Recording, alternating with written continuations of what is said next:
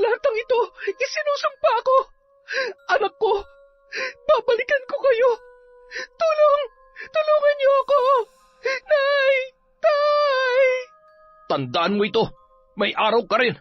Akala mo palalampasin namin ang kalokohang ginawa mo. Nagkamali ka ng kinanti, Paulo. Salamat sa tulong mo, anak ko. April, at sana, habang may panahon ka pa'y makawala ka sa gantong klaseng lalaki. Walang kwenta, dahil sa iyong kapangasan na lukuhin at saktan ng anak ko. At ang pagkamatay ng bata na sariling dugot laman mo, tanggapin mo ang kaakibat na sumpa ng iyong mga kasalanan.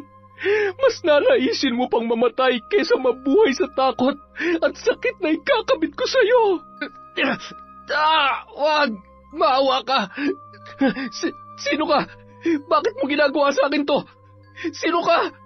Anong kasalanan ko sa iyo? Taon 2018, Bicol. Habang nagluluto ng hapunan ang mag-asawang Marta at Pedro, ay abala naman sa pagsasampay ng mga damit ang kanilang nag-iisang anak na si Riza.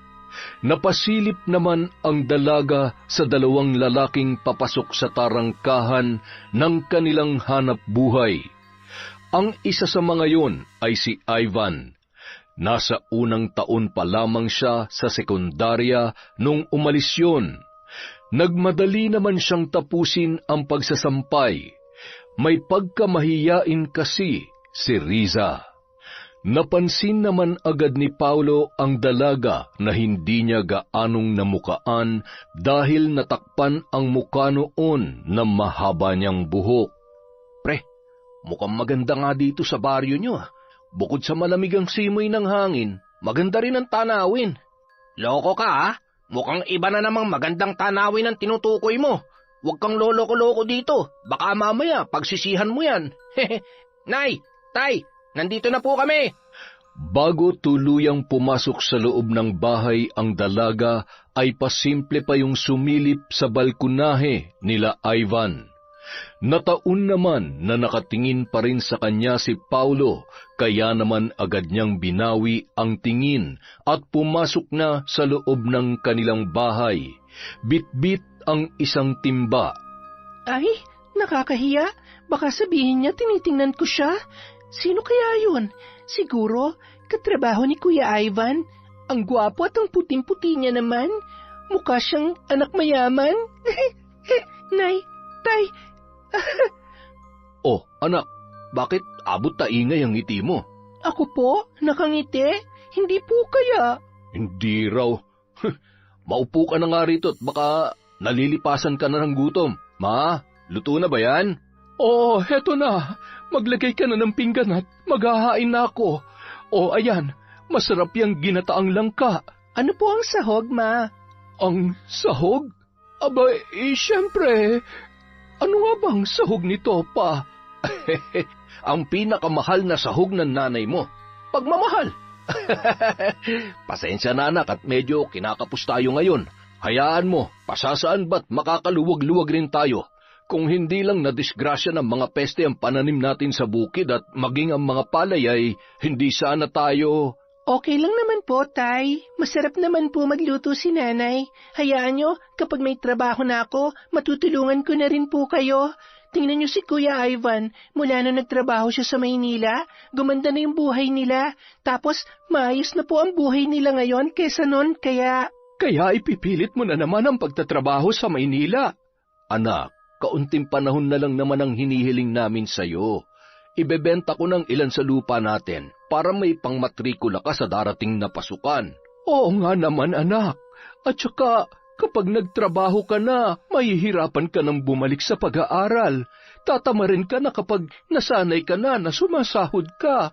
Pero Nay, Tay, kapag binenta natin yon, sayang naman. Kahit 1 o 2 taon lang na pagtatrabaho at kung mabait ang magiging amo ko sa Maynila, pwede naman hong pagsabayin ko ang... Hindi ka aalis sa bahay na ito. Ano ngayon kung magdildil tayo ng asin o magkanda ko ba ako sa pag-aararo basta dito ka lang at hindi ka lalayo sa amin ng nanay mo? Hindi mo alam kung gaano kadelikado ang buhay na malayo sa pamilya. Wala nga tayo ni isang kakilala doon. Pero tay... Sige na, kumain na kayo at magpapahangin muna ako sa labas. Ay, nababakas sa mukha ni Mang Pedro ang pagkadismaya ng mga sandaling yon dahil sa pagpupumilit ni Riza. Sinundan ng tingin ng dalaga ang kanyang ama at yumuko na tila ba nakukonsensya sa kanyang inasal. Anak, intindihin mo na lamang ang tatay mo. Maging ako ay hindi rin mapapakali kung sakaling mapapalayo ka sa amin. Naaalala mo ba nangyari sa tiya mo noon? Yun ang iniiwasan ng tatay mo. Mapanganib at iba ang buhay sa Maynila. Kaya para sa ikapapanatag ng kalooban namin, pakiusap anak. Ito na sana ang huling beses na pag-uusapan natin ito. Hindi na lamang umimik ang dalaga. Ipinagpatuloy niya na lamang ang pagkain habang pinipigilang pumatak ang kanyang mga luha. Pakiramdam niya kasi ay wala siyang karapatang magpasya para sa kanyang sarili. Hindi niya na nga malayang magawa ang maraming bagay dahil sa hirap ng buhay ay hindi rin siya makatulong kung paano babangon sa buhay na meron sila. Pagkatapos kumain ay agad niyang hinugasan ang pinggan na kanilang pinagkainan. Lumabas yon ng bahay at naglakad-lakad papunta sa may sapa. Yun ang paborito niyang puntahan kapag malungkot siya o kapag mabigat ang kanyang pakiramdam. Nang makarating doon ay agad niyang hinubad ang kanyang tsinelas at itinabi sa may damuhan. Agad na yung nagtampisaw sa sapa at umupo sa isang malaking bato. Sabay na pabuntong hininga na lamang si Riza. Dumampot yon ng ilang puting bato mula sa mababaw na tubig at inihahagis niya yon sa malalim. Nakakainis! Lagi na lang bawal, lahat na lang bawal. Anong akala nila sa akin? Ibon na nakakulong sa hawla? Bakit hindi nila ako hiyaan lumipad at gawin kung anong gusto ko? Ayaw ko ng ganitong buhay. Ayaw ko mamatay na mahirap. Ayaw ko. Matapos humagulhol ay agad yung naglakad papunta sa may kalalimang bahagi ng sapa at lumangoy. Maya-maya, pumikit at nagpalutang-lutang yon upang pakalmahin ang kanyang sarili. Samantala, Grabe, busog na busog ako. Ang sarap talaga ng isda at gulay dito sa probinsya, no? Sinabi mo pa, kaya sobrang nakakamiss ang buhay dito eh. Tahimik, payapa, at hindi usok ng mga sasakyan ang malalanghap mo. Parang ang sarap maligo ah. Wala bang malapit na paliguan dito? Ilog, sapa, o kaya dagat? Meron. Teka lang, sa malapit-lapit muna tayo ha. Sa mga karatig lugar ay merong ilog at medyo malayo-layo ang dagat. Pero huwag ka mag-alala pre, pupuntahan natin lahat yan. Ayos, salamat pre. Pero pre, parang kahit hindi na.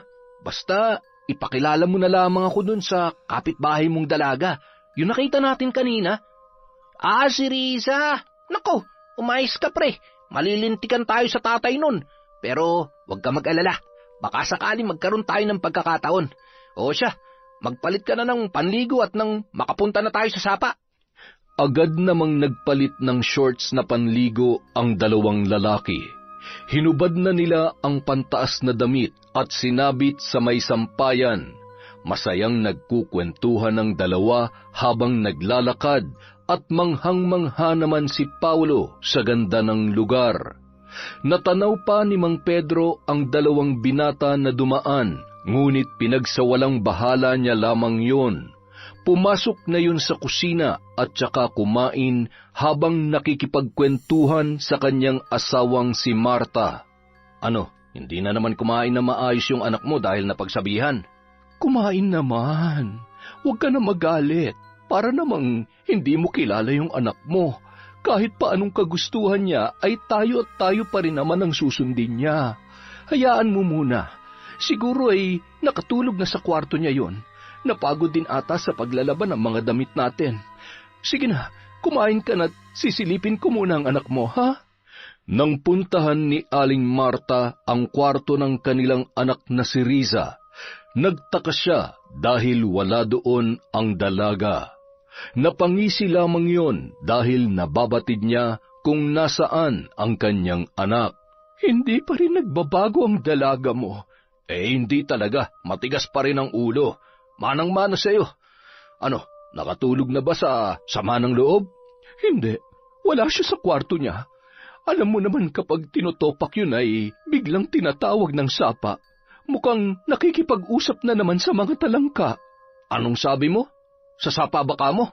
O ba't kanina'y may mga lalaking papunta roon? Sandali nga't susunduin ko.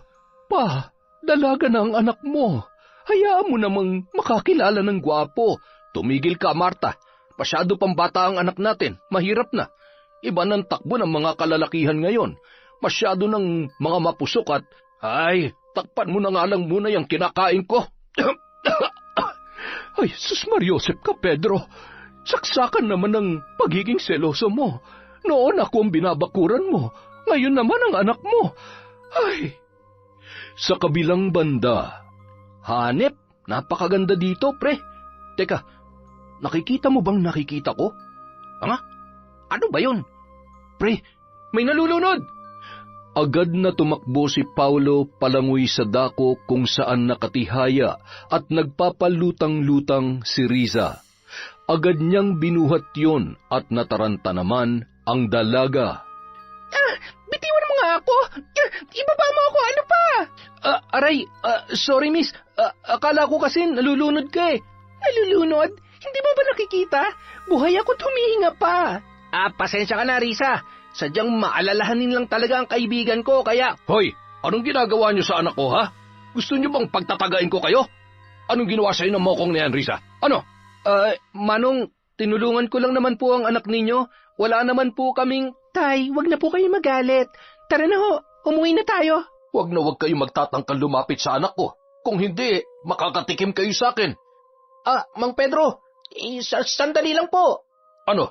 Gusto mo talaga matikman ang bagong hasa kong... Hindi po. Kumalma ho kayo. Hindi niyo na po ba ako natatandaan? Si Ivan po to. Ivan? Ikaw nga. Hindi na kita halos nakilala. Tara na, anak. Tay, nakakahiya naman po sa... Wala akong pakialam kung sinong Poncio Pilato pa ang mga yon. Umiwas ka na lamang at hindi natin alam ang likaw ng bituka ng mga yan. Hindi mo ba nakita kung paano katitigan ng mga yon? Palingon-lingon pang naglakad si Riza habang hawak ng kanyang ama ang kanyang braso. Nang makalayo ang mag-ama ay napakamot ulo na lamang, sabay nagtawanan sina Ivan at Paulo. Ang loko mo, pre. Masyado ka naman kasing nataranta. Paanong di ako matataranta kung ganong kaganda yung nakikita kong nalulunod? Sayang nga eh. Akala ko pa naman magagamit ko na yung natutunan ko sa pag-CPR. Style mo, bulok. Pero, pwera biro, pre. Ang ganda talaga niya. Maganda kung sa maganda, pero pre, nakita mo naman kung gaano katapang si Mang Pedro, hindi ba? Kaya kung ano man yan naglalaro sa utak mo, sinasabi ko sa'yo, kalmahan mo, pre. Dahil maliban sa katapangan ni Mang Pedro, ang nanay ni Riza ay anak ng kilalang mambabarang dito sa baryo namin. Kaya sabi ni tatay, siguradong ipinasa daw kay Aling Marta ang pagiging kampon ng dilim. Ano ka ba naman, pre? Huwag ka nagpapapaniwala sa ganyan. Dito lang naman sa probinsya na uuso ang mga ganyan. Halika na, iligo na lang natin to. Bago tayo bumalik sa Maynila, sisiguruhin ko magkakausap ulit kami ni Riza at makukuha ko rin ang loob ng tatay niya. Pre, yung makausap siya, medyo posible pa. Pero yung makuha ang loob ng tatay niya, naku, para ka naghihintay ng milagro. Grabe ka naman, pre. Lahat na dadaan sa diskarte. Patutunayan ko sa iyo yan. Okay siya, oo na lang. Basta wag na wag kang gagawa ng kalokohan at bagay na ikapapahamak mo sa huli, ha? Kawawa naman na naiwan mo nobya sa Maynila. Meron nga ba? Parang sa tagal na natin magkasama, puro forma. Wala ka naman pinapakilalang girlfriend dun. Ayun, ibig sabihin lang wala talaga. Hindi ako ganun kaswerte sa babae, pre. Baka nga hindi ko pa nahahanap ang para sa akin eh. At sana, dito ko sa probinsya nyo matagpuan ang babaeng hinahanap ko. Malay mo, si Risa na pala talagang para sa akin. Ang lakas ng tama mo, pre! Makalipas ang mahigit 1 linggo, mahigpit namang pinagbawalan ni Mang Pedro ang kanyang anak na huwag maglalalabas ng bahay at umiwas sa bisita nila Ivan na si Paulo.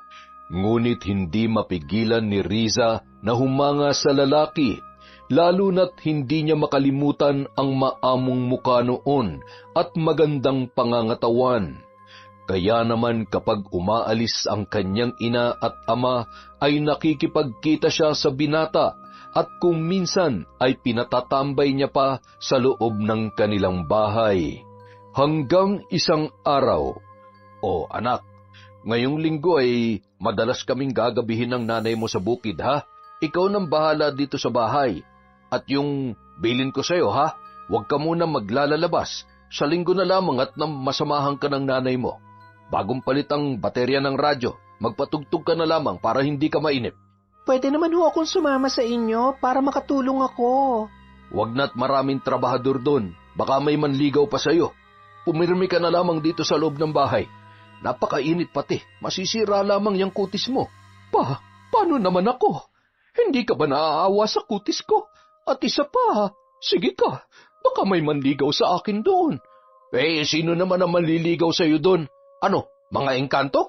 Hay nako, napakasama mo talaga sa akin. Kapag ako nainis, outside ko lang buka. Biro lang naman. Wala maglalakas loob na manligaw sa'yo, ma. Aba, takot lang nila. Kung gusto nila ng sakit ng katawan, talaga namang pagbibigyan ko sila. Mabuti naman at nagkakaliwanagan tayo. O siya anak, aalis na kami ha? Kumain ka na lamang dyan. Huwag kang magpapalipas ng gutom. Sige po, Nay, Tay, mag-iingat po kayo. Isara mo ng maayos itong pinto, ha? Opo. Pagkalabas ng mag-asawa, isinara at itinali pa ni Mang Pedro ng maayos ang kanilang tarangkahan. Ganun ang nakagawian nila kapag iniiwan mag-isa ang dalaga. Palinga-linga pa yun sa paligid at sumilip sa kanilang kapitbahay. Mukhang nakaalis na yata si Ivan at yung mokong na umaali-aligid sa anak natin ah. Pa, hindi kaya nasusobrahan naman na ang pagprotekta natin kay Riza? Hindi kaya nasasakal na siya? Baka isipin niya wala tayong tiwala sa kanya. Ma, matalinong anak natin. Siguradong nauunawaan niya tayo. Tsaka para sa kanya naman ang ginagawa natin eh. Hindi sa wala tayong tiwala sa kanya, kundi sa mga taong nakapaligid. Alam mo naman ang panahon ngayon. Tsaka kung may isang bagay man akong iniiwasan, yung maulit pa nangyari kay ate dahil sa labis na pagtitiwala. Ngayon pa ba? Mapakamag-anak o malapit na kaibigan ay kaya ka rin traidorin. Kaya di bali nang walang kinikilalang kaibigan ng anak natin. Basta tayong mag-asawa, puprotektahan natin siya hanggang sa huli nating hininga. Pa, hindi sa lahat ng oras ay buhay tayo. Paano kapag wala na tayo? Sa tingin mo ba, makakabuti na wala siyang ibang matatakbuhan? Ay, tsaka na nga lang natin pag-usapan yan. Bilisan mo na't baka hinihintay na tayo ng mga kasamahan natin. Hindi na lamang umimik pa si Marta dahil nasisiguro niyang mauuwi lamang sa pagtatalo kapag kinulit niya pa ang kanyang asawa. Samantala, agad na nagpalit ng magandang damit si Riza at sinuklay ang mahaba niyang buhok. Halos maligo rin yun sa pabango at kinuha sa bag ng kanyang nanay ang lipstick na sa unang pagkakataon ay susubukan niyang gamitin. Tuwang-tuwa pa siya habang pinagmamasdan yun at agad na nilagyan ang kanyang maninipis na labi. Bagamat hindi sanay na gumagamit ay aksidente niyang naputol yun. Ay, hala! Anong gagawin ko dito? Siguradong pagagalitan ako ni nanay. Ano ba naman yan? Maigi pa itago ko na lang to. Dito, siguro naman hindi na to makikita ni nanay. Pagkatapos maitago ang putol na lipstick, ay muli yung humarap sa salamin at masayang pinagmasdan ang kanyang sarili. Napakaganda ko naman. Siguradong matutuwa si Paolo. Sabi niya, mas lalo akong gaganda kapag nag-ayos ako. Hindi nagtagal, narinig niya na ang malakas na kalabog na animoy tumalon sa kanilang bakod. Aray, napasama yata ang talon ko. Ay, wala na bang mas mahirap pa sa ginagawa kong to? Ay, di bali, mukhang sa wakas ay makakatsyempo na rin ako ngayong araw. Paolo, nandyan ka na pala. Ayos ka lang ba? Ayos lang ako. Medyo napasama lang ang talon ko. Wala hindi natin pwedeng tanggalin ang tali at baka makahalata ang tatay mo. Mapapagalitan ka pa. Oo nga, halika pumasok ka. Gusto mo ba magkape? Mamaya na. Humarap ka nga muna sa akin. Wow, ang ganda-ganda mo naman, Riza. Siguro kapag bumalik na ako sa Maynila, marami na akong kaagaw sa'yo. Ha? Paano naman hindi naman ako lumalabas ng bahay. At saka, ikaw lang naman ang gusto ko. Ikaw lang naman ang manliligaw ko at... Sandali. Ipagtitimpla muna kita ng... Riza, nandito ako para malaman kung pareho tayo ng nararamdaman. Ngayon ko lang naramdaman to. Sa tingin ko, mahal na kita. Mahal mo rin ba ako? Paolo, ano kasi... Ano? Kung sakaling hindi mo ako mahal, mas mabuti pa sigurong magpaalam na ako. Lalo lamang ako mahihirapan na kalimutan ka. Hindi naman sa ganoon. Natatakot lang ako kasi hindi pa naman kita gaanong kilala. Hindi ba dapat kilalanin muna natin ang isa't isa bago tayo pumasok sa pakikipagrelasyon? Wala ka bang tiwala sa akin? Riza, totoong nararamdaman ko para sa'yo. Kaya kong patunayan yan. Kaya kitang pakasalan at bibigyan kita ng magandang buhay. Buhay na hindi katulad nito. Nakakulong at hindi ka malayang gawin kung anong gusto mo. Maniwala ka sa akin, Riza. Ang pag-uusap ng dalawa ay nauwi sa isang pangyayari na magpapabago sa buhay ni Riza. Ipinagkatiwala niya kay Paolo ang kanyang sarili, bagay na labis namang ikinatuwa ng binata. Huwag mo akong lolokohin, ha? Hindi ko alam ang gagawin ko kapag... Hindi mo alam kung gaano mo ako pinasaya sa araw na ito, Riza. Salamat sa pagtitiwala mo. Huwag ka nang umiyak. Hindi naman kita lolokohin. Kahit magkalayo tayo, palagi pa rin ako maglalaan ng oras para sa'yo. Tatawagan kita palagi, ha? Sabi mo yan, ha? At saka, huwag ka maghahanap ng iba doon. Lagi ka mag-iingat. Hintayin mo lang ako, ha? Babalik ako rito. Pinapangako ko yan. Maniwala ka sa akin. Buong araw na magkasama ang dalawa. Pagsapit ng 4:00 ay pinauwi na ni Riza si Paolo. Maliban sa magliligpit pa siya ay kinakailangan niyang ayusin ang kanyang sarili upang hindi makahalata ang kanyang mga magulang. Mahigpit na niyakap ni Paolo ang dalaga bago tuluyang lumabas ng bahay at muling tumalon sa may katamtamang taas ng bakod. Samantala, nakakunot noon namang palakad-lakad si Ivan at nakahawak sa kanyang baba, habang nag-iisip kung saan pumunta ang kanyang kaibigang si Paolo. Huy! Anong iniisip mo, ha? Oh, buti naman nandito ka na. Saan ka ba nanggaling? Kanina pa kita hinihintay, ah. Akala ko naman nagganda-ligaw-ligaw ka na. At bakit ganyang kaganda ang ngiti mo, ha? Pre, nagawa ko. Nagawa mong ano? Nakuha ko na si Riza. Sabi ko naman sa iyo eh. Ano? Gago mo, pre. Hindi ka talaga nakinig sa akin. Naku, patay tayo dyan. Akala mo nagbibiro ako? Kapag nalaman ni Mang Pedro ang tungkol sa inyo, pre, magtago ka na sa pinanggalingan mo. Ay, wag mo nga akong tinatakot. Tsaka, paalis naman na tayo. Paano niya ako hahanapin sa Maynila, ha? Ay, hindi mo ako naiintindihan eh. Isa pa, kawawa naman yung tao. Batang-bata pa si Riza. Paano kung... Ay, ayusin mo na nga yung mga gamit mo. Ako namumroblema sa mga pinaggagawa mo eh. Ano akala mo sa mga dalagang magaganda dito? Putahe na gusto mo lang tikman? Pambira naman talaga oh. Mukhang nagsisisi na ako na isinama kita dito eh. Pagkalipas ng 2 buwan. Ang sakit ng sikmura ako. Nahihilo ko at... Ano bang nangyayari sa iyo, anak? May lagnat ka ba? Ilang araw ka nang nagkakaganyan. Gusto mo bang magpatingin sa doktor? Tawasin kaya kita at baka napaglaruan ka na naman ng engkanto sa sapa. Hindi na ho. Okay lang po ako, Nay. Baka kailangan ko lang pong magpahinga at matulog. Sigurado ka ba? Tumango na lamang ang dalaga at agad na pumasok sa loob ng kanyang kwarto. Habang nagkakape ay malalim naman ang iniisip ni Mang Pedro, sabay na pabuntong hininga. Ay, Ma, wala ka bang napapansin na kakaiba sa anak mo? Ano na naman ba yan, Pa? Huwag mo nga akong pinapakaba. At saka, imposible naman dahil hindi naman siya lumalabas ng bahay.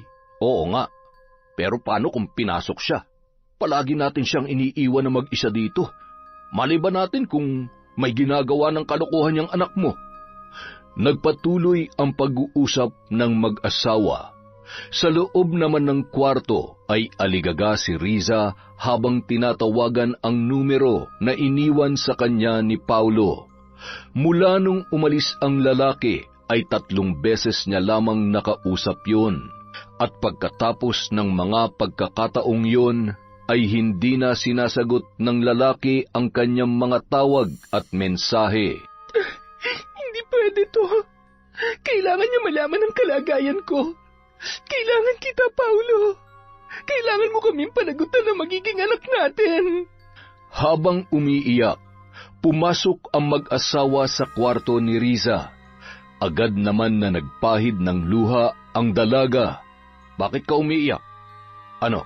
Hindi ka na kinakausap ng tatay ng anak mo? Tay, ano pong ibig niyong sabihin? Sa edad kong to, hindi mo na ako maloloko, Riza. Anak, magsabi ka nga sa amin ng totoo. Buntis ka ba? Sinong tatay ng anak mo? Nay, Tay, sorry po.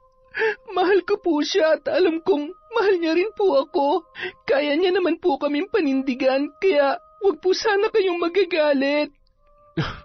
Sinasabi ko na nga ba, pagkatapos ka naming ingatan, ikaw rin ang sumira sa buhay mo.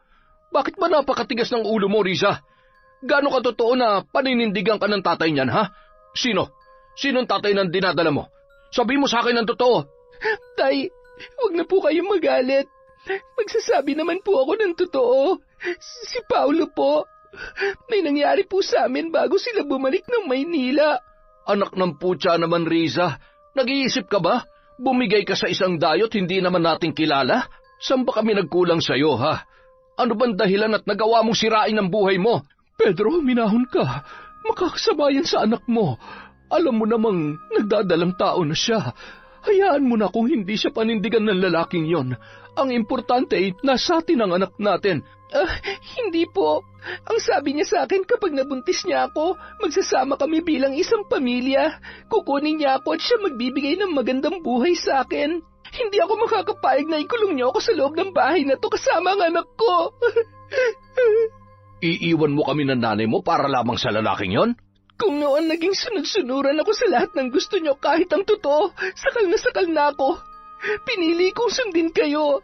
Pero sa pagkakataong to, hindi na ako makakapayag na diktahan niyo ako sa desisyon ko.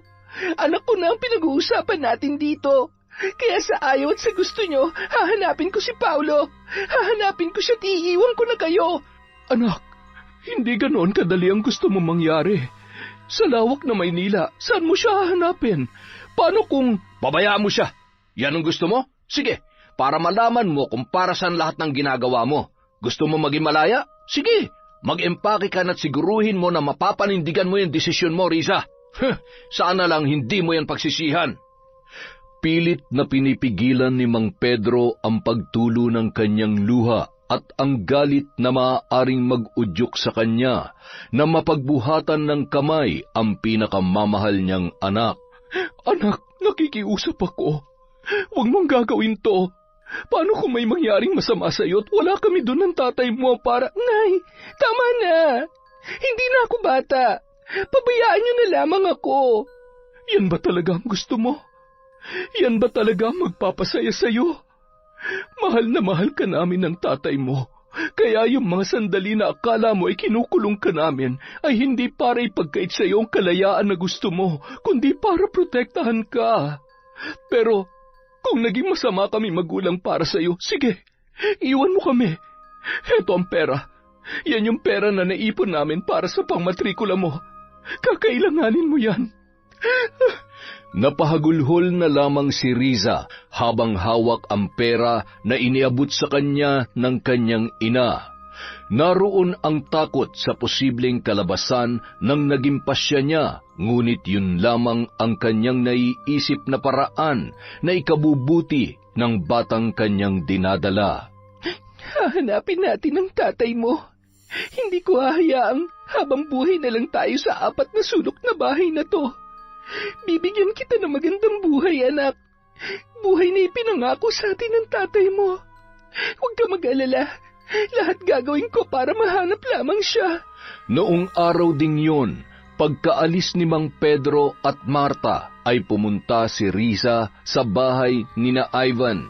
Nadatnan niya roon ang ama ng binata at nagtanong siya sa eksaktong lugar kung saan naninirahan si Ivan sa Maynila. Hindi na yun nagsayang pa ng oras, kaya naman ng araw ding yun ay bumiyahe siya papuntang Maynila. Nang makarating sa terminal ay agad naman siyang sinundo ni Ivan na noon ay nagtataka kung bakit humingi ng tulong sa kanya ang dalaga. Kailangan mo ba ng trabaho? Buti pinayagan ka ng mga magulang mo. Hindi trabahong pinunta ko dito. Pasensya na sa abala. Hindi kasi sinasagot ni Paulo ang tawag ko, kaya ikaw naisip kong makakatulong sa akin para mahanap siya. Ano? Hinahanap mo si Paulo? Bakit? Ano ba nangyayari? Nagdadalang tao ko at siya ang ama. Patay. Matutulungan mo ba ako? Ang problema ay mahigit 1 buwan na rin kaming hindi nagkikita. Ang alam ko ay may inaasikaso siya dahil plano niya magtrabaho abroad. Pero huwag kang mag-alala, siguradong hindi pa nakakaalis yun. Magtatanong ako sa mga kaibigan namin kung saan sila lumipat ng bahay ngayon. Hindi ko na rin kasi makontak ang lokong yun eh. Baka nagpalit na ng number. Ay, salamat sa tulong, Kuya Ivan, ha? Tatanuin ko tong isang malaking utang na loob sa'yo. Nakukonsensya tuloy ako sa nangyari sa'yo. Kung hindi ko sinama yung mokong na yun, di sana. Huwag mong sisihin ang sarili mo. At saka, hindi naman ako nagsisisi sa nangyaring to.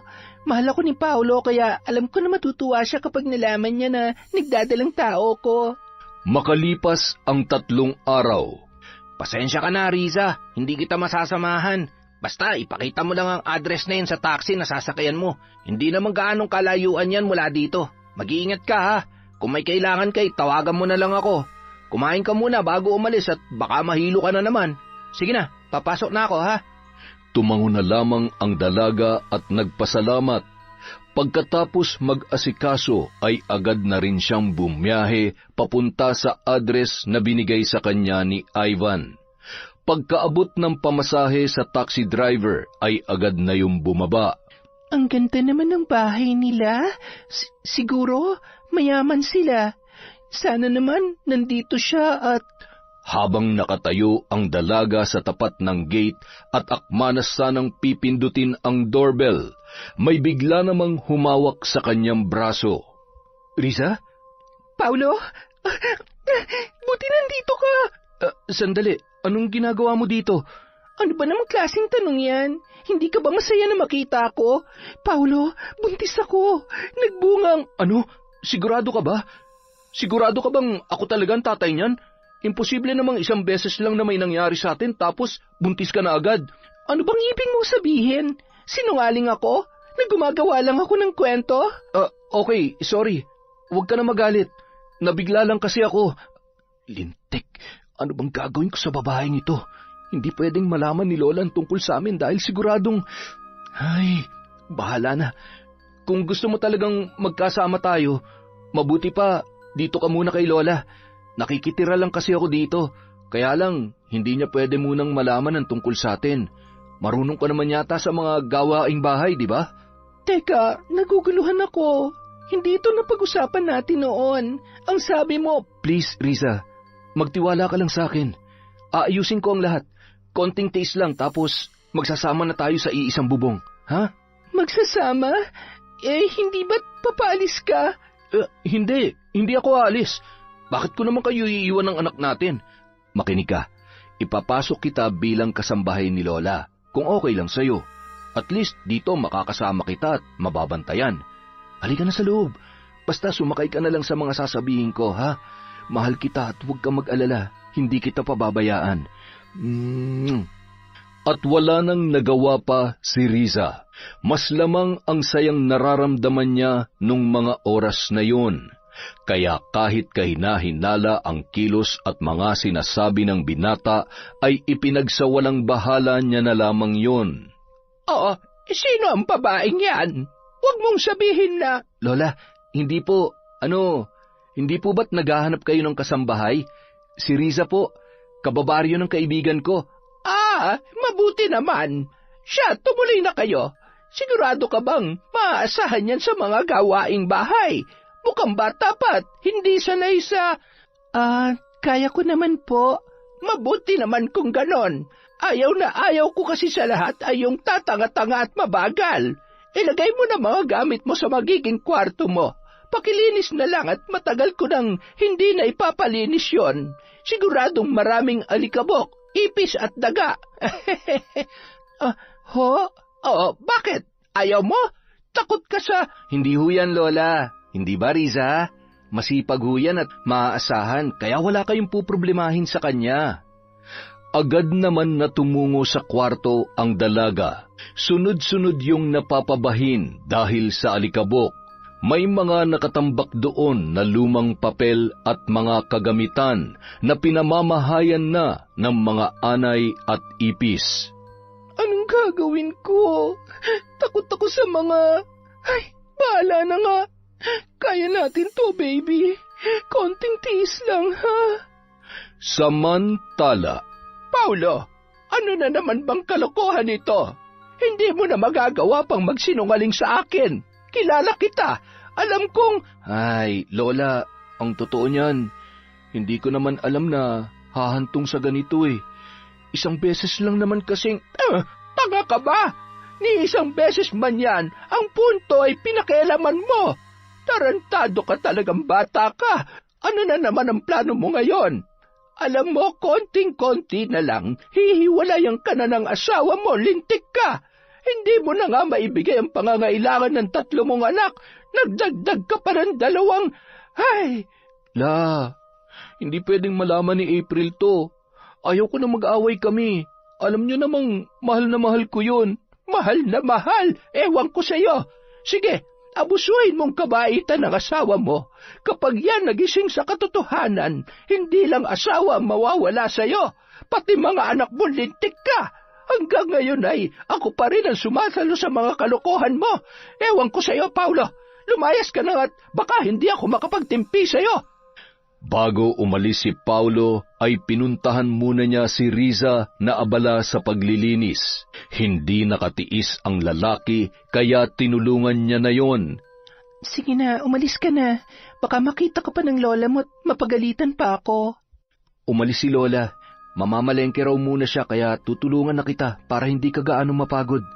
Siyempre, pagkatapos nito, kailangan may premyo ko. Ikaw talaga hanggang ngayon hindi ka pa rin nagbabago. Siyempre. Halos 1 linggo nang natutulog sa bahay ni Lola Doring si Paulo. Nawiwili pa kasi yon sa presensya ni Riza na noon ay magta3 buwan pa lamang ang tiyan. Hindi yon ang unang beses na nambabae siya, kaya tila ba normal na lamang sa kanya ang sitwasyon na yon. Isang araw. Riza! Ano ba? Hindi ka pa bababangon dyan? Aba! Lola? Lintik kang babae ka? Napakalandi mo? Hindi ka nandito para landiin ang apo ko. Hindi mo nga magawa ng tama ang pinag-uutos ko pero nagawa mong lumandi ng todo. Ambisyosa ka! Tama na po. Nasasaktan po ako. Wala akong pakialam. Talagang masasaktan ka sa akin kaya alamin mo ang lugar mo sa pamamahay ko. Naiintindihan mo? Ha? Opo, aray ko. Bitawan niyo na po ang buhok ko. Maglinis at magluto ka na. Bilis! At ikaw, Paulo, lumayas ka nga muna sa bahay na ito. Naaasiwa ako sa mga pinaggagawa mo. Papatol ka na rin lang naman sa katulong pa. Humahagulhol na tumungo sa kusina si Riza. Halos araw-araw sinasaktan siya ng matandang babae. Nahihirapan kasi siya lalo na sa paggamit ng mga appliances na hindi naman pamilyar para sa kanya. Kung minsan naman kahit mababaw na dahilan ay binubulyawan siya ng matanda. Maliban doon, tinitipid siya sa pagkain at ang ipinapaulam sa kanya ay ang mga tira-tirang nasa ref na hindi man lamang ipinapainit, kaya naman madalas ay nag-aalburuto ang kanyang tiyan at nagsusuka. Tinitiis niya ang lahat ng yon dahil umaasa at naniniwala si Riza sa mga matatamis na salita at pagmamanipula ni Paulo sa kanya.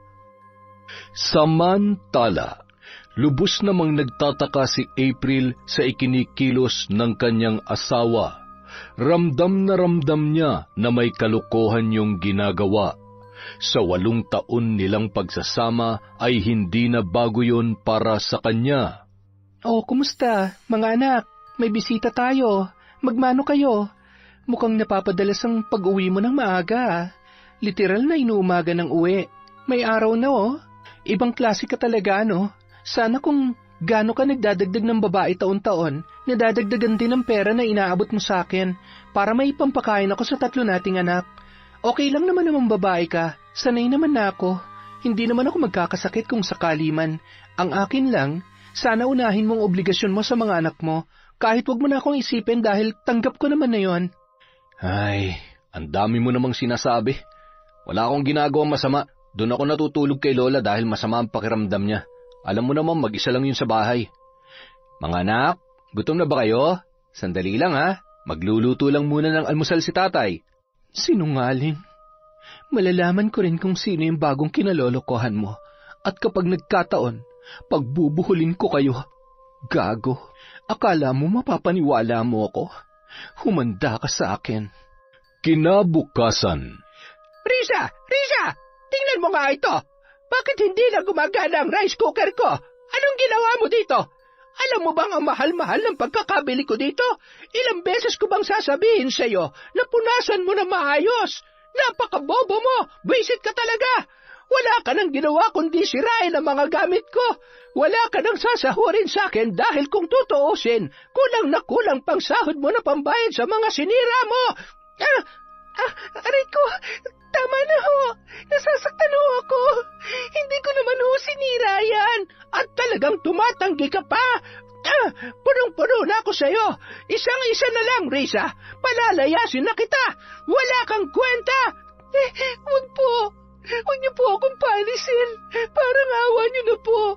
Okay lang ho kahit wala ho akong sahod. Basta hayaan niyo lang po akong tumira dito. Kinagabihan. Oh, bakit ang dami mong pasa? Sinaktan ka na naman ba ni Lola? Ay, huwag mo nang intindihin yun. Mawawala din naman yan. Okay lang ako, Paulo. Alam mo naman na handa ako magtiis. Sabi mo naman kapag medyo malaki na ang tiyan ko ay uupa na tayo ng sarili nating bahay, hindi ba? Ay, yan nga rin ang pinoproblema ko Dahil wala akong sapat na pera para... Ganun ba? Kung wala talaga, ayos lang naman. Kaya lang, paano kapag manganganak na ako? Iniisip ko rin na mahihirapan ako magtrabaho kapag malaki na ang tiyan ko. Ayaw mo bang bumalik sa probinsya? Habang nagtatrabaho ko dito, padadalhan na lang kita. Tapos bibisitahin kita doon kahit 2 beses sa isang buwan. Okay na ako dito. Bahala na. Ayaw ko munang bumalik sa amin. Siguradong masama pa rin ang loob nila sa akin. Gusto ko rin patunayan sa kanila na hindi ako nagkamali ng desisyon na piliin ka. Matapos sabihin yon, mahigpit na yumakap si Riza kay Paulo. Nakaramdam naman ng konting awa ang lalaki para sa babae, ngunit hindi siya maaaring magpatalo sa kanyang konsensya sa mga oras na yun. Kinuha niya ang mga tabletas sa kanyang bulsa at iniabot niya yon kay Riza. Anong mga to? Inumin mo yan para maging mas malusog ang batang nasa sinapupunan mo. Salamat. Salamat sa pagmamahal at pag-aalaga mo sa amin ni baby, ha? Mahal na mahal ka namin. Kinabukasan, maaga pa ay ginising na siya ni Lola During. Magsisimba kasi yun sa Quiapo. Siguraduhin mong maayos ang lahat dito pagdating ko. Magwalis ka rin sa labas. At huwag kang makikialam sa gamit sa kusina at baka masira mo na naman yon, nalintik ka. Opo. Sige po, Lola. Bakit ang putla mo? May dugo ka pa ba? Ay, siya, aalis na nga ako. Pagkaalis ng matanda ay napaupo sa sala si Riza at pinapakiramdaman ang kanyang sarili. Ano ba nangyayari sa akin? Bakit ang sakit ng puson ko at nangihina ako? Hindi kaya epekto ng gamot na binigay sa akin ni Paulo to? Siguro hindi hiyang sa akin. Kahit masama ang pakiramdam, ay nagpumilit pa rin yung magwalis sa labas ng bahay hanggang sa tumindi ang sakit na kanyang nararamdaman. Ang sakit! Tulong! Ang baby ko! Bakit ako tinudugo? Tulong! Isang babae ang noon ay sumaklolo sa kanya. Hindi naman ganun kalala ang pagdurugo, ngunit sinamahan pa rin siya noon sa malapit na klinik. Doon ay nalaman nila na ang gamot na pinainom sa kanya ay pampalaglag ng bata. Binalaan din si Riza ng babae na mag-ingat at kilalanin ng husto ang ama ng batang kanyang dinadala. Hindi naman nagpakilala kung sino yon, ngunit labis na nagpasalamat si Riza sa tulong nito. Agad niya ring tinawagan si Ivan para ipaalam ang nangyari sa kanya. Dahil pinagbawalan siyang kumilos ay hindi niya nagawa ang mga ipinag-uutos ni Lola During. Kaya naman, galit na galit yon na sumugod sa kanyang kwarto. Ang kapal ng mukha mo para humilata lang dyan. Halika dito, kunin mo yung bag mo at lumayas ka na sa pamamahay ko. Bitawan niyo ako. Ano ba? Sobra na to. Sumusobra na kayo sa pananakit at pangahamak niyo sa akin. Ayan, hindi mo ba nakikita? Buntis ako. Buntis ako at buntik na malaglag ang dinadala ko dahil sa kagagawa ng apo niyo. Sabihin niyo nga sa akin ang totoo. May kinalaman ba kayo dito? Ha? Buntis ako at ang apo niyo ang tatay nito. Apo niyo rin ang batang nasa sinapupunan ko. Kaya magsabi kayo ng totoo. Kayo ba nag-utos sa kanya na painumin ako ng... Huwag mo ako masigaw-sigawan. Hindi ko matatanggap ang batang yan. Ambisyosa ka. Lumayas ka. Naririnig mo ba ako? Lumayas ka. Nagmamatigas ka? Pwes, halika dito. Aray ko, bitawan niyo ako. Kinaladkad ng matanda papalabas ng bahay si Riza. Malakas ang buhos ng ulan noong mga oras na yon. Matapos itulak ay napaupo pa yun sa lupa, hawak ang kanyang tiyan at patuloy sa paghagulhol. Hindi pa yun nakontento, itinapon pa sa may bandang tiyan ang bag ni Riza dahilan para mamilipit yon sa sakit. Humalakhak pa ang matanda bago isinara ang kanilang pintuan. Bahala ka dyan! Mamatay ka sana sa lamig! Ang kapal ng mukha mo! Nakakagigil ka! Habang humahagulhol si Riza, ay naramdaman niya ang malakas na bulwak ng dugo sa kanyang puwerta na animoy may kasama ng laman. Sa pagkakataong yun ay nababatid niya na tuluyan nang nawala ang bata sa kanyang sinapupunan. Mga hayop kayo! Pagbabayaran yung lahat ng ito. Isinusumpa ko. Anak ko, babalikan ko kayo. Tulong! Tulungan niyo ako! Nay! Tay! Yun ang huling nasambit ni Riza bago siya nawalan ng malay.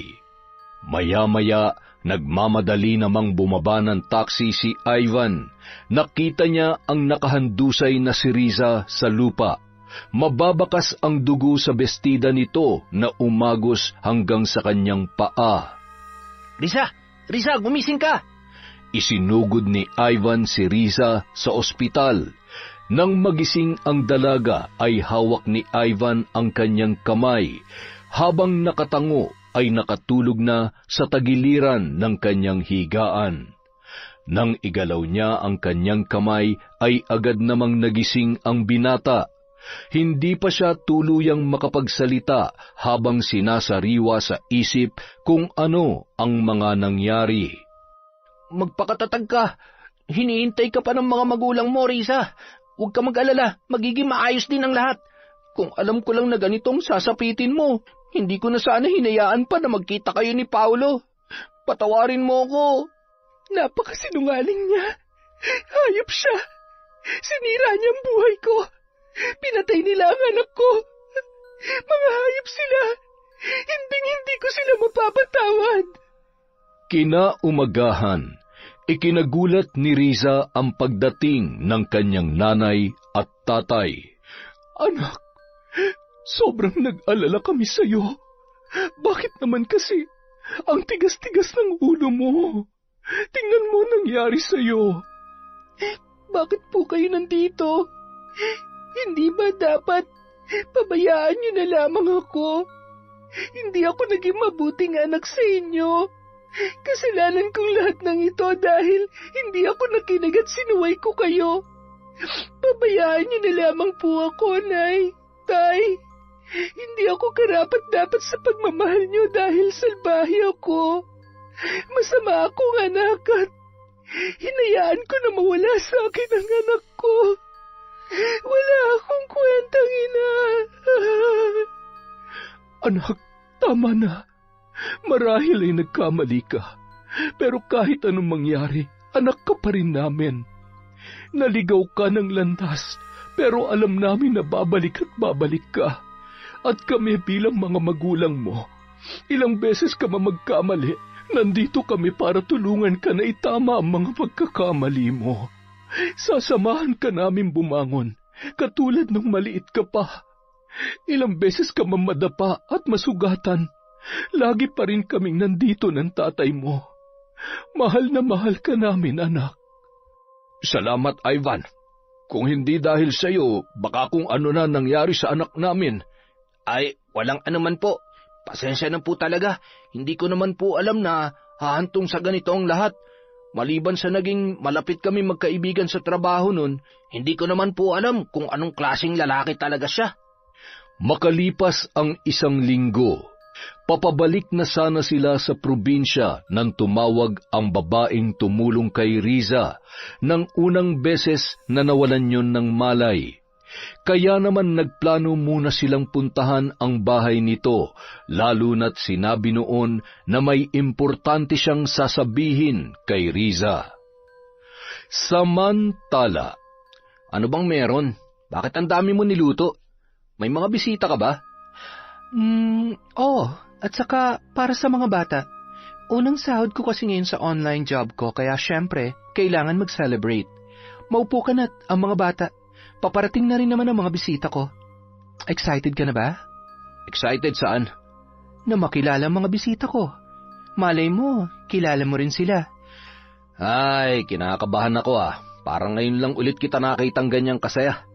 April, baka naman may iba ka ng kinalolokohan, ha? Nagpapakatino na ako. Kaya wag na wag kong malalaman na may lalaki ka. Ako? May lalaki? Seryoso ka ba? Pasensya na. Hindi ako katulad mong makati at manloloko. Mga anak, halina kayo dito, kakain na tayo. Ilang sandali pa, pinagbuksan ni April ang kanyang mga bisita at agad na iginiya papunta sa kusina.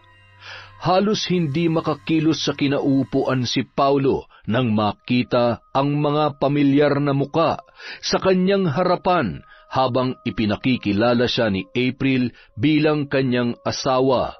Nagmano naman ang mga bata sa mga bisita at maayos na bumalik sa kani-kanilang upuan. Mga anak, dun muna kayo sa kwarto nyo. Sandali lang to, may pag-uusapan lang kami, ha? Agad namang nagtakbuhan ang mga bata papunta sa kanilang silid. Pipi yata ang asawa mo, Iha, at mahihain ah. Tingnan mo. Sira ulo ka. Tila blanko ang isip ni Riza nung mga oras na yun. Napatuloy lamang sa pagbuhos ng luha ang kanyang mga mata. Gusto niya na lamang matunaw sa kanyang kinatatayuan nang malaman ang sikreto ni Paulo. Naninikip ang kanyang dibdib habang nakakuyom ang palad at nagtatakbo yun sa labas na agad namang sinundan ni na Ivan at Aling Marta. Tandaan mo to, may araw ka rin. Akala mo palalampasin namin ang kalokohang ginawa mo. Nagkamali ka ng kinunti, Paulo. Salamat sa tulong mo sa anak ko, April. At sana habang may panahon ka pa, makawala ka na sa ganitong klaseng lalaki. Walang kwenta. Dinuro pa yun ni Mang Pedro bago tuluyang umalis. Paano mo nagawa sa akin to? Ha? Asawa mo ko? Bakit? Hindi ka naman naging mabuting asawa at lalong hindi ka naging mabuting ama. Nagagalit ka? Pues mas kinakasuklamang kita.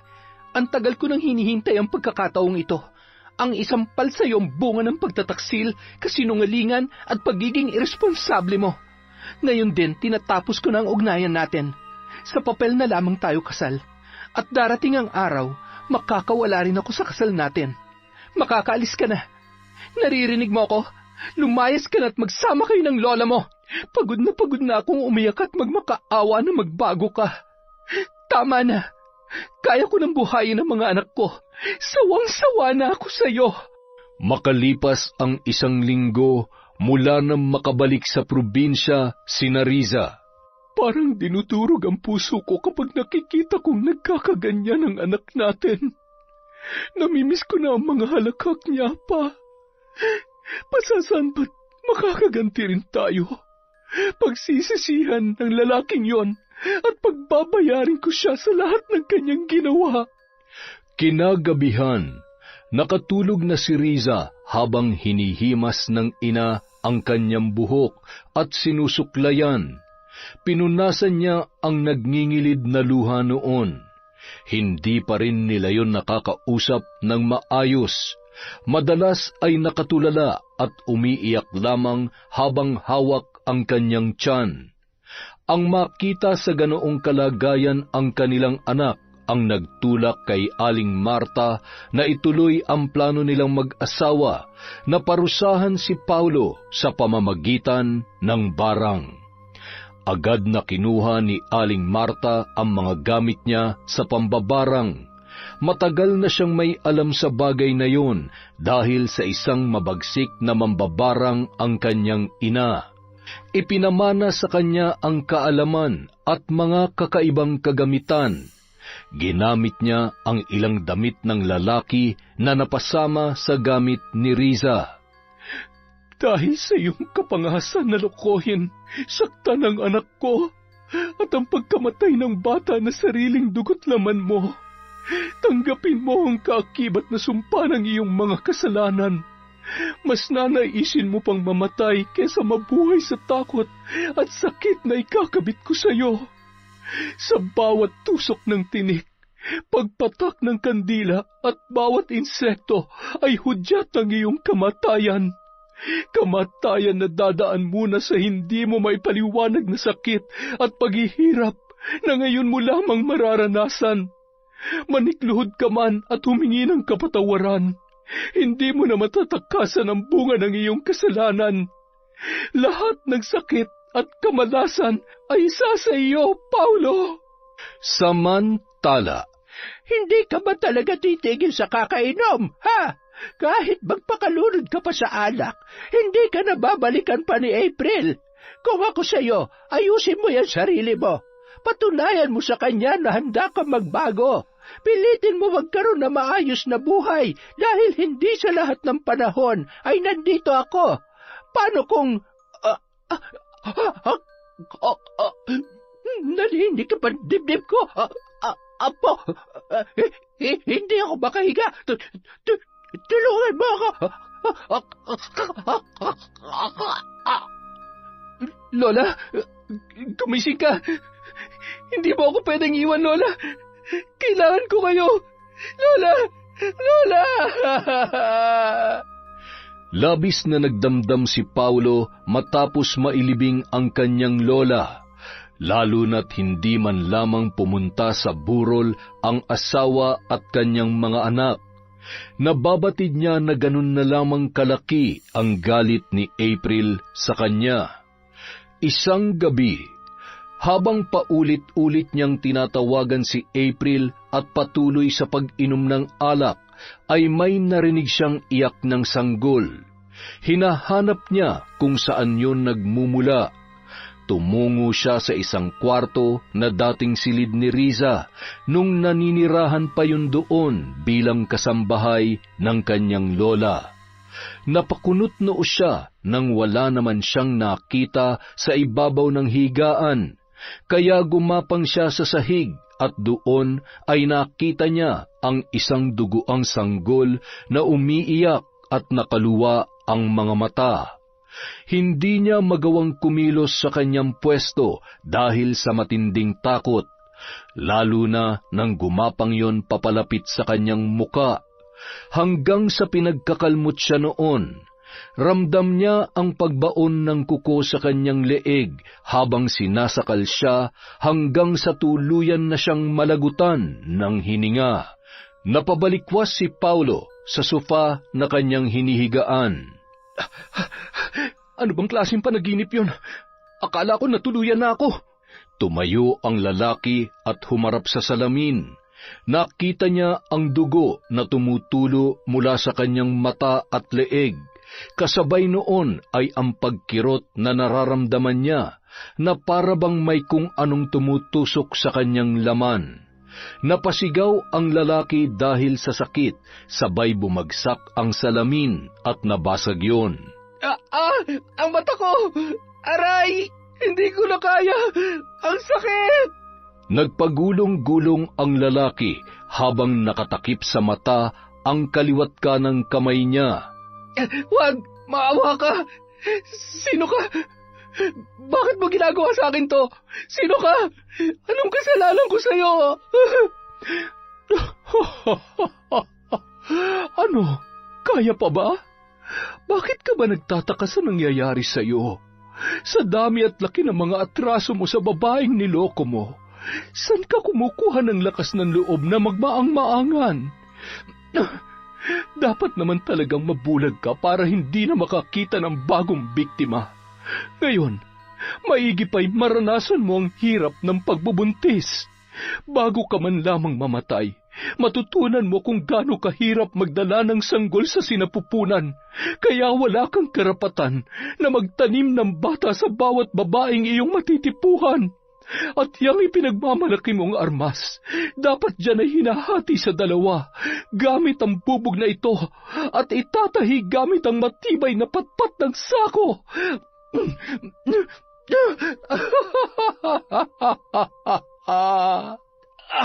Ang tiyan ko! Bakit lumalaki ang tiyan ko? Tulong! Napakaingay mo. Mukhang kailangan ko munang tahiin yung bunganga mo. Naririndi na ako sa'yo. Oh, ayan. Ayos ba? Di nanahimik ka na ngayon. Ang ingay-ingay mo kasi.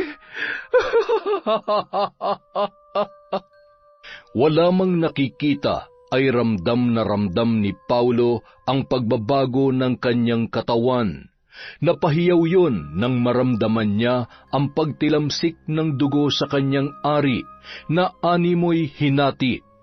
Halos mapatiran siya ng hininga nang maramdaman niya ang pagbaon ng malaking karayom at sinulid sa kanyang laman, hanggang sa tuluyan na yung mawalan ng malay.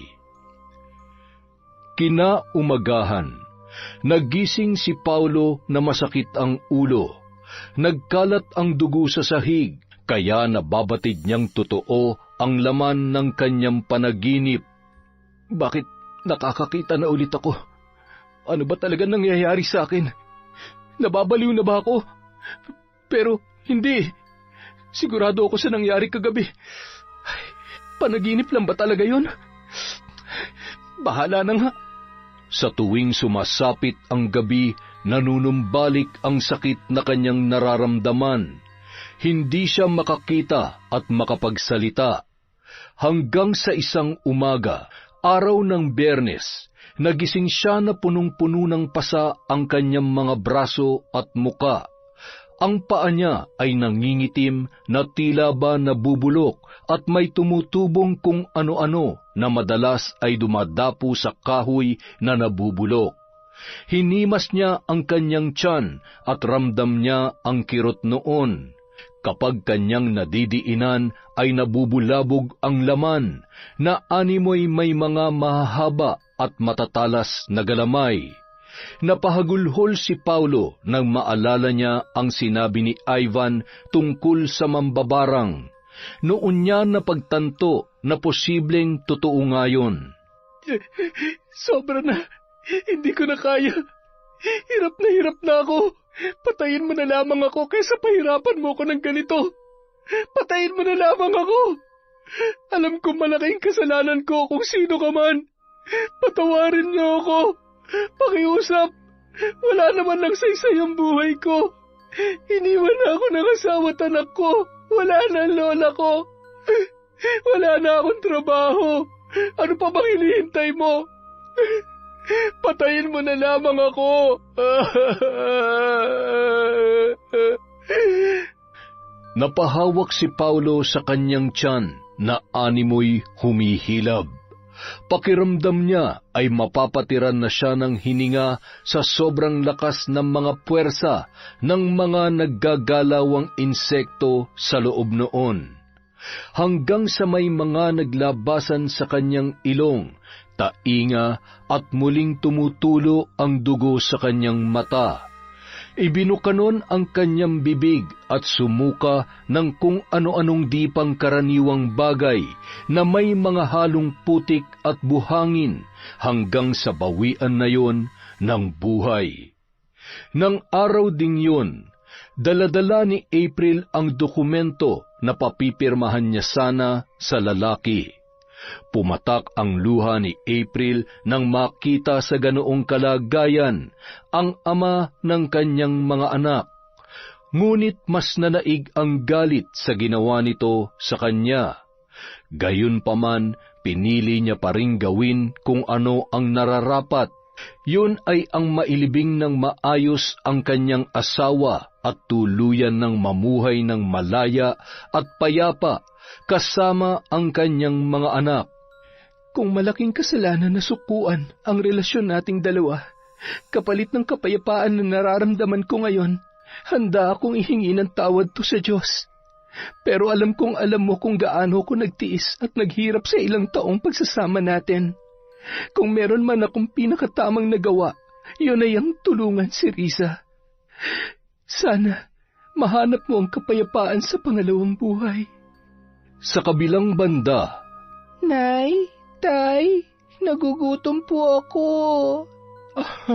Salamat sa Diyos at nagsasalita na ulit ang anak ko. Ay, sandali lamang anak, maghahain lamang si tatay ha. Anak, tumawag pala si Ivan. Ang sabi niya ay uuwi daw siya sa susunod na buwan. Kinukumusta ka niya? Magpalakas ka na raw at tutulungan ka niya magkaroon ng maayos na trabaho. Hay, nakakahiya naman kay Kuya Ivan. Lagi na lang niya akong tinutulungan. Abay, dapat lang dahil... Pa, ayan ka na naman.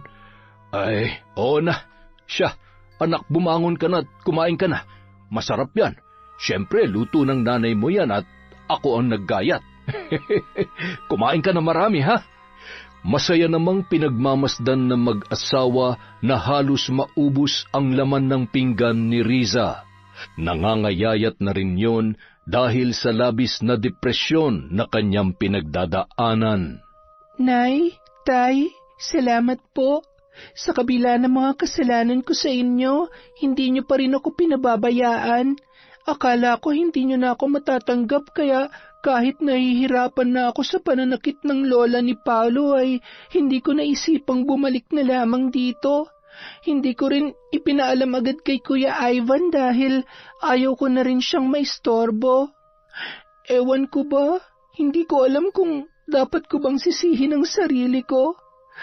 Nakasalanan ko rin kung bakit nawala yung baby ko. Napapagod na akong sisihin ang sarili ko at magalit ng paulit-ulit. Huwag mong sisihin ang sarili mo. Sino ba namang ina ang hindi gugustuhin na mabigyan ng buong pamilya ang anak niya? Kaya naiintindihan ka namin. Masyado ka pa kasing bata kaya natakot kami ng tatay mo. Huwag ka nang mag-isip dahil naturuan ko na ng leksyon ang lokong yon. Nabigyan ko na ng hustisya ang pagkawala ng apo ko. Ano pong ibig niyong sabihin, Nay? Alam kong mali, anak. Pero alam mo na hindi ko kayang makita kang nasasaktan at nahihirapan. Binarang niyo po ba siya? Nay, hindi po ba delikado yon? Nawalan na ho ako ng anak. Paano kung isa naman sa inyo ni tatay ang mapahamak? Wala kang dapat ipag-alala. Alam ko ang ginagawa ko. Isang malaking kasalanan na maaari kong pagbayaran pagdating ng panahong itinakda. Ngunit hindi ako natatakot. Ikaw ang buhay ko. Kaya ilang beses ko mang kailanganin makianib sa itim na kapangyarihan. Basta para sa iyo, anak. Walang-wala akong pagsisisihan. Kaya tumahan ka na. Nakatulog ng muli si Risa sa kakaiyak at pag-aalala. Ano ba naman kasi at sinabi mo pa yun sa anak mo? Nadulas lamang ako. Hindi ko naman alam na ganyan na magiging epekto sa kanya. Ay, manang-mana talaga sa iyo ang anak mo. Pala desisyon at hindi man lamang iniisip ang kahihinatnan ng parang ikaw din naman. Ako pa talaga tong sinisi mo. Paligo ka na nga at sumasakit ang ulo ko dyan sa napakabaho ng kilikili mo. Ang laki-laki na ng tawas na binili ko sa iyo ay hindi mo man lamang naisipang igudgod dyan sa kilikili mo. Masyado ka namang maselan. Kapag ako nakaligo, hindi ka makakatikim ng halik at yapos sa akin. Ako pang tinakot mo? Aba, sino ba itong hindi makatulog ng walang... Ito na. Maliligo na nga eh. O yan, dalhin mo yan. Ano to? Hindi ba't pangkuskus ito ng kaldero? Ay oo, kailangan mo na yan at tingnan mo yung leg mo. Ay, Diyos ko, kay bango-bango mo nung pinata ka. Ngayon nagkaedad na tayo, pati pagligo ay pahirapan na. Kapag naubos ang pasensya ko, ako maghihilod niyang libag mo. Ewan ko na lang kung hindi sumama pati laman. Ay, nasa na kaya yung lipstick ko? Ilang buwan ko nang hinahanap ay hindi ko pa rin makita. Kailangan ko na yatang bumili ng bago. Abat, 50 pesos din yun sa bangketa. Sa paglipas ng ilang buwan ay patuloy pa rin kinukumusta ni April ang kalagayan ni Risa hanggang sa tuluyan na ring nanumbalik sa dati ang sigla ng dalaga. Lalo na nang umuwi si Ivan at may nakakausap yun. Nakita na mag-asawa kung paano napapasaya at inaalagaan ng binata ang kanilang anak. Pa, sa tingin mo maliban sa kapitbahay at kaibigan, posible kayang tama ang kutob ko sa dalawang yan? Tingnan mo naman ang mga ngiti at titigan. Hindi ba't ganyan mo rin akong titigan noon? Ay, ano ka ba naman? Kaya lang naman kita tinititigan noon dahil hindi ko masabi sa iyo na may muta ka. Siyempre, baka magalit ka sa akin. Ano ka ba? Puro kakalokohan. Talagang mababalian ka ng buto. Talaga naman lagi mo na lamang pinapainit ang ulo ko, ha? Bakit nga kaya? Abay, nagtaka ka pa. Malamang sa malamang, nagme-menopause ka na. Bakit parang masayang-masaya ka? Hoy, huwag kang magkakamaling gumawa ng kalokohan, Pedro. Baka nakakalimutan mo kung anong kaya kong gawin sa'yo at sa magiging babae mo. Bakit? Sinasabi ko bang mambababae ako? Ay, Diyos ko.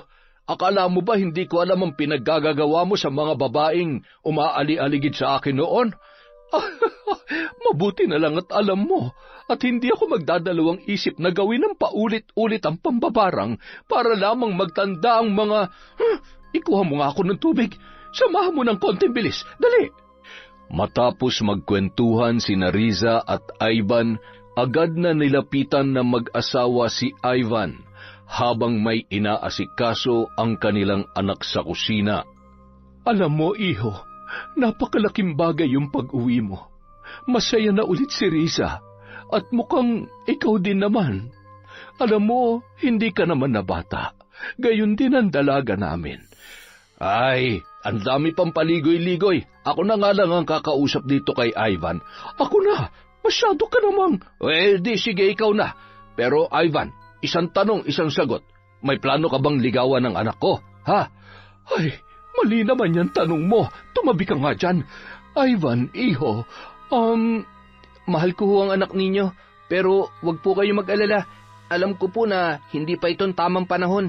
Handa naman po ako maghintay at gusto ko rin munang maabot niya mga pangarap niya.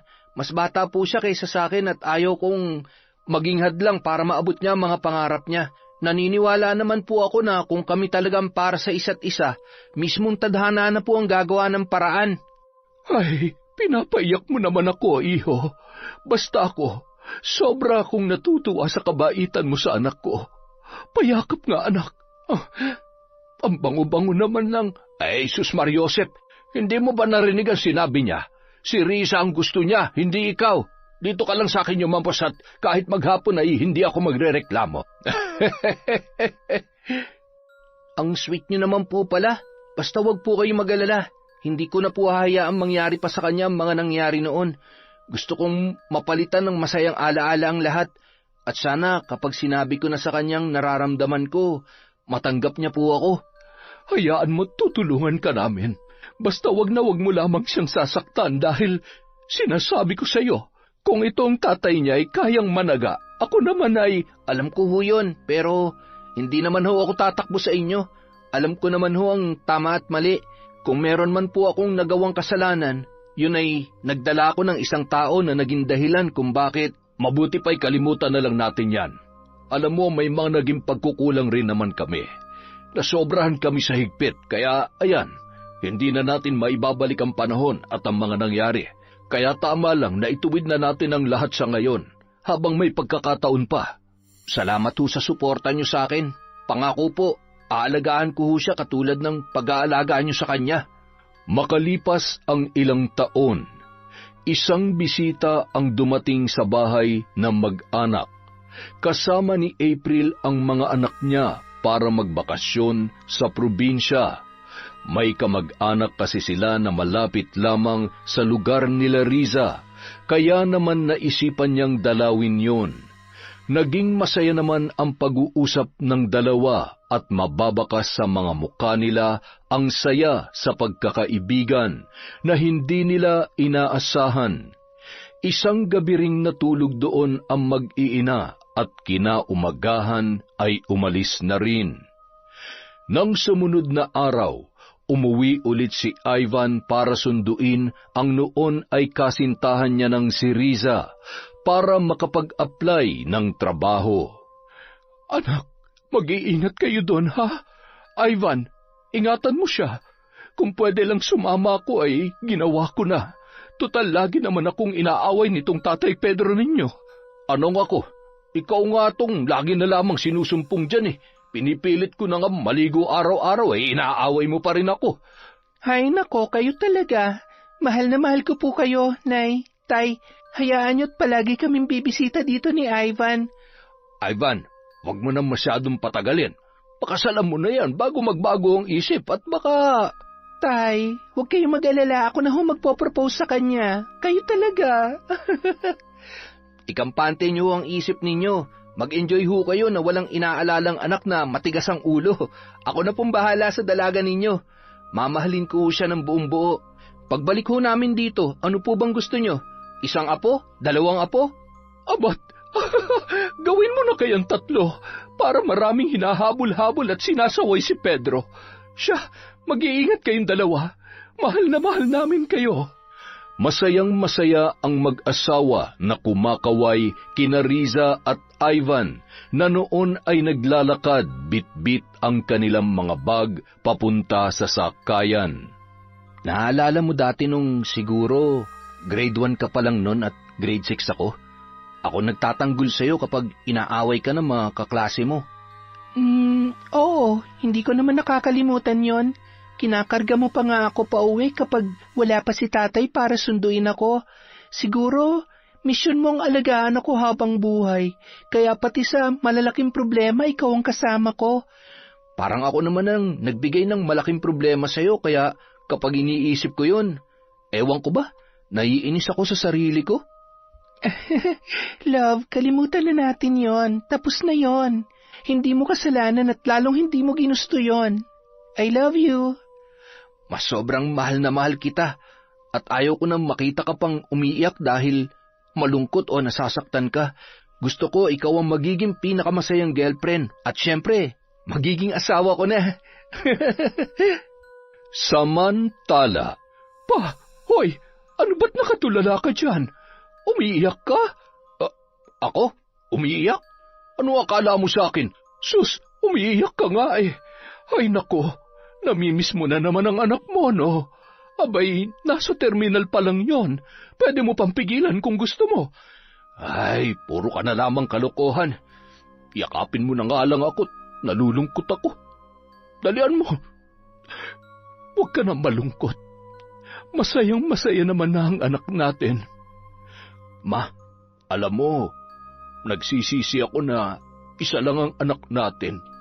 Dapat pala 3 o 5 para kapag may nag-aasawa may naiiwan pa dito sa bahay. Tingnan mo, napakalungkot na. Humihirit ka pa talaga eh. Hindi na nga natin maibigay ang masaganang buhay sa anak nating nag-iisa. Tanggapin na lamang natin yon. Anak lang natin siya. Hindi natin siya pag-aari. May sarili na siyang buhay. At tayo, habang buhay natin siyang susuportahan sa kung anumang makabubuti para sa kanya. Huwag ka nang umiyak, mahal kong asawa. Ang asim mo naman. Magsaing ka na doon at gabi na. At saka magigib ka na rin ng inumin dahil kaunti na lamang yon. Maligo ka na rin pati kung gusto mong tumabi sa akin mamaya. Ay, teka, ano yung nasa ilalim ng aparador? Kuhanin mo nga pa. Alin ba? Aray ko, ang likod ko. Ano ba naman kasi at nandito ito sa kasulok-sulukan? Aba, ito yung lipstick na paborito ko. Ay, bakit ganito nang itsura nito? Ay, di bale, nakabili naman ako ng bago. Ay, tulungan mo nga akong tumayo at talaga namang... Siya. Humawak ka sa braso ko. Ay, nako, tumatanda na talaga tayo. Ay, nako, muntik pa tayo mahulog. Ay, ang ganda pa rin talaga ng misis ko kapag tumatawa.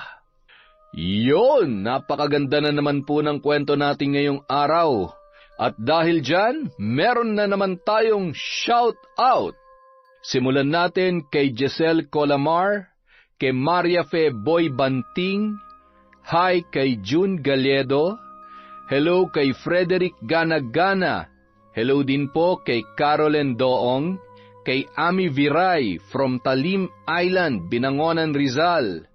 Hello po kay Jenjen Vlog from Taiwan. Shout out kay Mel Gomez from Dubai, kay Mami from Doha, Qatar. Hello po kay Alma Naong, kay RV10, kay Jonah Libertario from Saudi Arabia. Hi po kay Gemma Kalibayan from Kuwait, kay Chloe Dia. Hi kay Willie Galvez, kay Michelle Esperon, I Love Resort Pinay, kay Arlene Lebra. Shoutout din po kay Genevieve Virtusio, kay Jeanette Sanico. Hi po sa mga taga Lelemaan, Pangasinan from Ginaline Sibayan. Hi kay Princess Alexis Grefaldia at Maria Grace Grefaldia. Hello po kay Jeanette Takazawa, kay Ryan Alva, Loretta Bobes, Riza Kahayag at Elidia Bobes. Hi po kay Emrose Strong FW, kay Jeneline Mix Vlog, kay Zairab Sharif. Hello po kay Glenda Galido, kay Miss Maura, kay Estelita Reyes. Shout out po kay Mia Aspa, kay Eric Umali, kay Wilma Cruz from Quezon City, kay Justine Grace Dignos, hi kay April May, kay Doris June Subere at Tanggote family from Bacolod. Hi kay Mukbanger 21 Mix, kay Alfredo Alano, hello po sa lahat ng taga-Antipolo dyan. Sa Soto at Gabriel family from Candao Uy, Dumaguete, from Cataleja, Soto. Maraming salamat po sa walang sawang pagsuporta sa Kwentong Enteng.